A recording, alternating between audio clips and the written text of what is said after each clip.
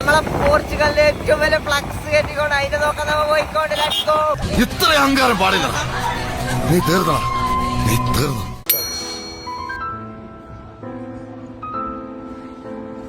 എന്താ കണ്ടുപിടിക്കാതെ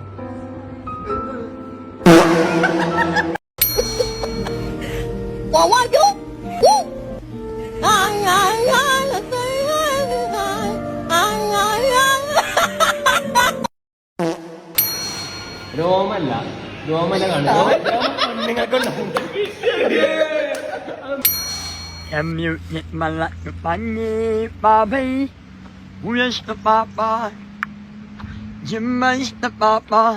മലപ്പുറം മൂത്തേടം ചോളമുണ്ടയിൽ സ്ഥിരമായി ജനവാസ മേഖലയിൽ ഇറങ്ങിയിരുന്ന കാട്ടാന കസേരക്കൊമ്പൻ കുഴിയിൽ വീണ് ചരിഞ്ഞ നിലയിൽ.